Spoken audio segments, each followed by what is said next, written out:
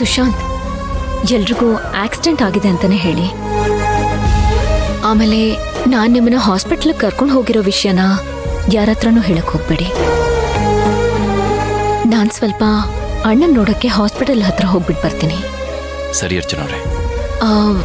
ನಿಮ್ಗೆ ಏನಾದ್ರೂ ಬೇಕಿತ್ತಾ? ನೀರ್ ತಂದ್ಕೊಡ್ತೀನಿ. ಇಲ್ಲ, ಬೇಡ ಬೇಡ.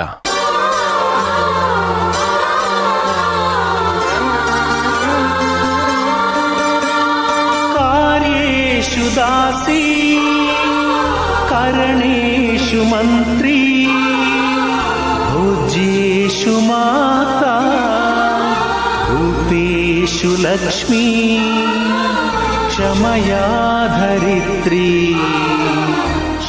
ಇಷ್ಟೆಲ್ಲ ಕೇರ್ ತಗೊಂಡ್ರಲ್ಲ, thank you so much.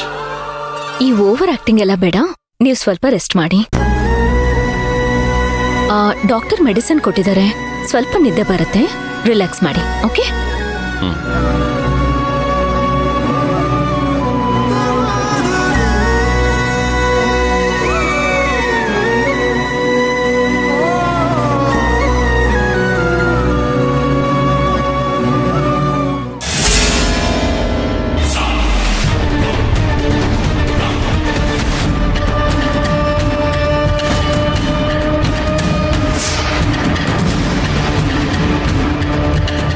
Sushant, ಏನಾಯ್ತು? ನಾನು ಮದ್ವೆಗೆ ಬೇಕಾಗಿರೋ ಎಲ್ಲ ಐಟಮ್ಸು ತಂದಿದ್ದೀನಿ. ನೀವ್ ನೋಡಿದ್ರೆ ಈ ರೀತಿ ಕೈ ಕಟ್ ಹಾಕೊಂಡು ಕೂತಿದ್ದೀರಾ? ಏನ್ ಡ್ರಾಮಾ ಮಾಡ್ತಿದ್ದೀರಾ? ನೋಡಿ, ಎಲ್ಲದಕ್ಕೂ ಒಂದ್ ಲಿಮಿಟ್ ಇದೆ. ಬೆಳಿಗ್ಗೆ ದೇವಸ್ಥಾನಕ್ಕೆ ಹೋಗ್ಬಾರ್ದು, ನಮ್ಮಿಬ್ರು ಮದ್ವೆ ಆಗ್ಬಾರ್ದು ಅಂತಾನೆ ಈ ರೀತಿ ಮಾಡ್ತಿದ್ದೀರಾ ಅಲ್ವಾ? ನೀವ್ ಈ ರೀತಿ ಮಾಡಿದ್ರೆ ನಾನ್ ನಂಬ್ತೀನಾ? ನಿಮ್ಮನ್ನೇ ಕೇಳ್ತಾ ಇರೋದು, ಮಾತಾಡ್ರಿ. ಯಾಕೆ ಈ ರೀತಿ ನಾಟಕ ಮಾಡ್ತಿದ್ದೀರಾ? ಬರೀ ಇದೆ ಆಗೋಗಿದೆ ಮದ್ವೆ ಅಂತ ಬಂದ್ರೆ. ಮಂತ್ರ, ಯಾಕಮ್ಮ ಏನಾಯ್ತು? ನೋಡಿ ಅತ್ತೆ, ನಿಮ್ ಮಗನ. ಅಯ್ಯಯ್ಯೋ, ಏ ಸುಶಾಂತ, ಯಾಕಪ್ಪ ಏನ್ ಮಾಡ್ಕೊಂಡ್ಯೋ? ಎಲ್ಲಾಯ್ತು? ಹೇಗಾಯ್ತು? ಮಂತ್ರ, ಏನಮ್ಮ ಇದೆಲ್ಲ? ನೋಡು, ಈ ಬ್ಯಾಂಡೇಜ್ ನೋಡ್ತಾ ಇದ್ರೆ ಪೆಟ್ಟು ಜಾಸ್ತಿನೇ ಬಿದ್ದಿದೆ ಅನ್ನಿಸ್ತಿದೆ. ಹೇಗಾಯ್ತು ಮಗನೆ?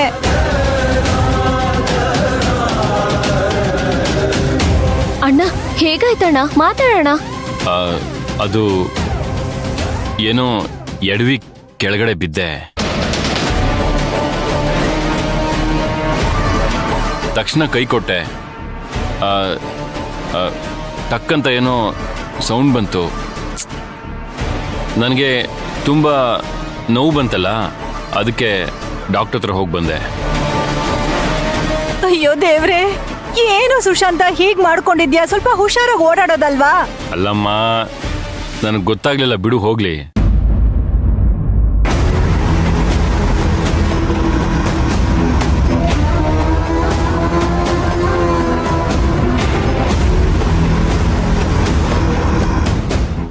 ಮಂತ್ರ, ಯಾಕೆ ಅನುಮಾನದಿಂದ ನೋಡ್ತಿದ್ಯಾ? ನೋಡು, ನಿಂಗೆ ಅಷ್ಟೊಂದು ಡೌಟ್ ಇದ್ರೆ ಇಲ್ಲಿ ನೋಡು. ಇರ್ಲಿ ಬಿಡು, ನಾನ್ ಕೊಡ್ತೀನಿ ಬಿಡು. ಸ್ಕ್ಯಾನಿಂಗ್ ರಿಪೋರ್ಟ್ ಇದೆ, ಚೆಕ್ ಮಾಡಿ ನೋಡು. ಮಂತ್ರ, ಅಲ್ಲ ಮಂತ್ರ, ಇವನಿಗೆ ಹೀಗಾಗುವಾಗ ನೀನ್ ಎಲ್ಲಿದ್ದೆ? ಯಾಕೋ ನಿನ್ ಬೇಜವಾಬ್ದಾರಿ ಇತ್ತೀಚೆಗೆ ಜಾಸ್ತಿ ಆಗ್ತಾ ಇದೆ. ಹೀಗೇನಾ ಇವನ್ನ ನೋಡ್ಕೊಳ್ಳೋದ್ ನೀನು? ಅಯ್ಯೋ ದೇವ್ರೆ, ಯಾಕೋ ಹೀಗ್ ಮಾಡ್ಕೊಂಡೆ? ಗೊತ್ತಾಗ್ಲಿಲ್ಲ ಬಿಡಮ್ಮ. ಈಗ ಆಯ್ತು, ಟ್ರೀಟ್ಮೆಂಟ್ ತಗೊಳ್ತಾ ಇದೀನಲ್ಲ, ಸರಿ ಹೋಗುತ್ತೆ ಬಿಡು. ಏನೋ ನಿನ್ ಗ್ರಾಚಾರನೇ ಸರಿ ಇಲ್ಲ ಮಗ್ನೆ. ಏನಾದ್ರೂ ಒಂದು ತಾಪತ್ರೆಗಳು ಆಗ್ತಾನೆ ಇರತ್ತೆ. ಅಯ್ಯೋ ಅಮ್ಮ, ಗಾಬರಿ ಆಗ್ಬೇಡ, ಸರಿ ಹೋಗುತ್ತೆ. 2 ದಿನಕ್ಕೊಂದ್ಸಲಿ ಚೆಕಪ್ ಬನ್ನಿ ಅಂತ ಡಾಕ್ಟರ್ ಹೇಳಿದ್ದಾರೆ. ಆದ್ರೂ ನೋಡು, ಎಷ್ಟು ನೋವು ತಿಂತಿದ್ಯಾ. ಅಮ್ಮ, ತಲೆ ಕೆಡಿಸ್ಕೋಬೇಡ. ಸ್ವಲ್ಪ ಮೂಳೆ ಸ್ವಲ್ಪ ಫ್ರಾಕ್ಚರ್ ಆಗಿದೆ ಅಷ್ಟೇ. ಇನ್ನೊಂದು ವಾರ ಕಟ್ಟು ಬಿಚ್ಚಿಬಿಡ್ತೀನಿ ಅಂತ ಹೇಳಿದ್ದಾರೆ ಡಾಕ್ಟ್ರು. ನಿನಗೆ ಯಾವ್ದೋ ಕೆಟ್ಟ ಕಣ್ಣು ಬಿದ್ದಿದೆ ನಿನ್ ಮೇಲೆ, ಅದಕ್ಕೆ ಹೀಗಾಗ್ತಿರೋದು. ಇರು, ದೃಷ್ಟಿ ತೆಗಿತೀನಿ. ಅಮ್ಮ ಬೇಡಮ್ಮ. ನೀನ್ ಸುಮ್ನೆ ಇರಪ್ಪ. ಅವೆಲ್ಲ ದೃಷ್ಟಿ ತೆಗೆದ್ರೆ ಸರಿ ಹೋಗುತ್ತೆ.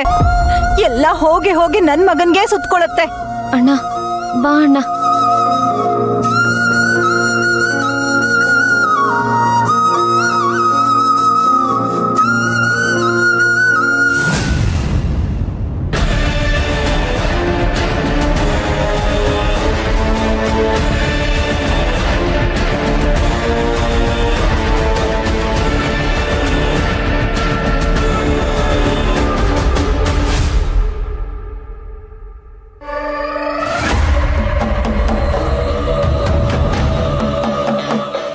ಒಂದ್ ಕೈ ಮುರಿದು ಹೋಗಿದೆ.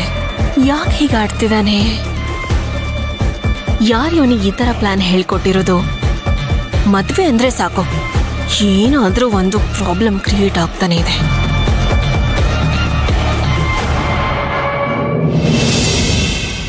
ನಿಂದೇನಪ್ಪ ಇವಾಗ? ಮತ್ತೆ ನಿಮ್ಮ ಅತ್ತೆ ಮಗಳ ಜೊತೆ ಜಗಳ ಮಾಡ್ಕೊಂಡು ಮನೆ ಬಿಟ್ಟು ಕಳ್ಸಿದ್ಯಾ? ಯಾಕೋ ಈ ತರ ಎಲ್ಲ ಮಾಡ್ತಿದ್ಯಾ? ಅಲ್ಲ, ಅಣ್ಣನೇ ಮುಂದೆ ನಿಂತು ನಿಮ್ಮಿಬ್ರಿಗೂ ಮದ್ವೆ ಮಾಡ್ತೀವಿ ಅಂತ ಡಿಸೈಡ್ ಮಾಡಿದಾರೆ ತಾನೆ? ಈಗ ಅವನಿಗೆ ಈ ವಿಷಯ ಗೊತ್ತಾದ್ರೆ ಟೆನ್ಷನ್ ಆಗಲ್ವಾ? ಅಣ್ಣ ಡಿಸ್ಚಾರ್ಜ್ ಆಗಿ ಆಚೆ ಬರ್ಲಿ, ನಿನಗೂ ಅವಳಿಗೂ ಮದ್ವೆ ಮಾಡಿಸ್ತಾನೆ. ನಿಲ್ಲಿಸ್ತೇ ಶಾಂತಿ, ಪ್ಲೀಸ್. ನಿನಗೆ ಕೈ ಮುಗಿತೀನಿ. ನಿನಗೆ ದಮ್ಮಯ್ಯ ಅಂತೀನಿ, ನಿಲ್ಲಿಗೆ ನಿಲ್ಲಿಸ್ಬಿಡು. ಸೀರಿಯಸ್ ಆಗಿ ಹೇಳ್ತಾ ಇದ್ದೀನಿ. ಇನ್ಮೇಲೆ ಆ ಮಾದ್ವಿ ಕಡೆ ಆಗ್ಲಿ, ನಮ್ಮ ಅತ್ತೆ ಕಡೆ ಆಗ್ಲಿ ತಲೆ ಹಾಕಿನೂ ಮಾತಾಡ್ಸಲ್ಲ. ಅಲ್ಲ, ಮದ್ವೆ ಮುಂಚೆನೇ ಇಷ್ಟೆಲ್ಲ ಮಾಡ್ತಿದ್ದಾರೆ. ಇನ್ನು ನಾಳೆ ದಿನ ನಾನು ನಿಜವಾಗ್ಲೂ ಮದ್ವೆ ಆದೆ ಅಂತ ಇಟ್ಕೋ, ಮುಗೀತಷ್ಟೇ ನನ್ನ ಕತೆ. ಇವಾಗೇನು ಮಾಧವಿನ ಮದ್ವೆ ಆಗೋಕ್ ಇಷ್ಟ ಇಲ್ವಾ? ಇಲ್ಲ ಶಾಂತಿ, ಮೊದ್ಲು ಇಲ್ಲ, ಈಗ್ಲೂ ಇಲ್ಲ, ಮುಂದಕ್ಕೂ ಇಷ್ಟ ಇಲ್ಲ.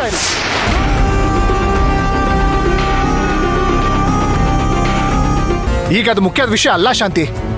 ಏ ದಡ್ಡ, ಏನ್ ಹೀಗ್ ಹೇಳ್ತಿದ್ಯಾ? ಸರಿ, ಅದೇ ಮುಖ್ಯವಾದ ವಿಷಯ ಅಲ್ಲ ಅಂದ್ರೆ ಇನ್ಯಾವ್ದಪ್ಪ ಮುಖ್ಯವಾದ ವಿಷಯ ಇದೆ? ಇವಾಗ ಮಂತ್ರ ಕಂಟ್ರೋಲ್ ಅಲ್ಲಿರೋ ಸುಶಾಂತ್ ಸರ್ನ ಮೊದಲು ಆಚೆ ಕರ್ಕೊಂಡು ಬರ್ಬೇಕು. ಅದು ಮುಖ್ಯವಾದ ವಿಷಯ. ಅದು ಅಲ್ಲದೆ ಸುಶಾಂತ್ ಸರ್ ಕೈ ಮುರ್ಕೊಂಡು ಮನೇಲಿದ್ದಾರೆ. ಅದ್ರ ಜೊತೆಗೆ ಆ ಮಂತ್ರ ರಾಘವನ ಯಾವಾಗ ಏನ್ ಬೇಕಾದ್ರೂ ಮಾಡ್ಬೋದು ಅನ್ನೋದು ನಮಗೆ ಗೊತ್ತಾಗಿದೆ. ಇಷ್ಟೆಲ್ಲ ಗೊತ್ತಾದ್ಮೇಲೆ ನಾವು ಸುಮ್ಮನೆ ಇರೋದಕ್ಕಾಗತ್ತಾ? ಇವಳು ಸುಶಾಂತ್ನ ಮದ್ವೆ ಆಗೋ ಗುರಿ ಇಟ್ಕೊಂಡೇ ಬಂದಿದ್ದಾಳ ಇವಳು, ಇಲ್ಲ ಬೇರೆ ಏನಾದ್ರೂ ಉದ್ದೇಶ ಇಟ್ಕೊಂಡು ಬಂದಿದ್ದಾಳ ನನಗೆ ಅರ್ಥ ಆಗ್ತಿಲ್ಲ. ಅವಳಂದ್ರೇನೆ ನನಗೆ ಸಿಕ್ಕಾಪಟ್ಟೆ ತಲೆನೋವು ಆಗ್ಬಿಟ್ಟಿದೆ. ಒಬ್ಳಿಂದ ಇಷ್ಟೆಲ್ಲ ಮಾಡೋದಕ್ಕೆ ಸಾಧ್ಯ ಇಲ್ಲ. ಅವಳಿಂದ ಪಕ್ಕ ಯಾರೋ ಇದ್ದಾರೆ. ಅದ್ಯಾರು ಅಂತ ನಾವು ತಿಳ್ಕೋಬೇಕು. ಅವ್ರ ಸಪೋರ್ಟಿಂದನೇ ಅವಳು ಈ ಥರ ಎಲ್ಲ ಮಾಡ್ತಿರೋದು. ಚಿನ್ನು, ನೀನ್ ಹೇಳ್ದಾಗೆ ಇದು ತುಂಬಾ ಮುಖ್ಯವಾದ ವಿಚಾರ. ಮೊದಲು ಇವಳು ಮೂಲ ಕಂಡುಹಿಡಿಬೇಕು ಅಂತ ಹೊರಟ್ವಿ, ಆದ್ರೆ ಅದನ್ನ ಅಲ್ಲಿಗೆ ಬಿಟ್ಬಿಟ್ವಿ. ಈಗ್ಲೂ ನಾವು ಸುಮ್ಮನೆ ಇರಬಾರ್ದು ಶಂಕರು. ಇವಳು ಮೂಲನ ಕಂಡು ಹಿಡಿಲೇಬೇಕು, ಇವಳನ್ನ ಒದ್ದು ಹೊರಗೆ ಹಾಕ್ಲೇಬೇಕು.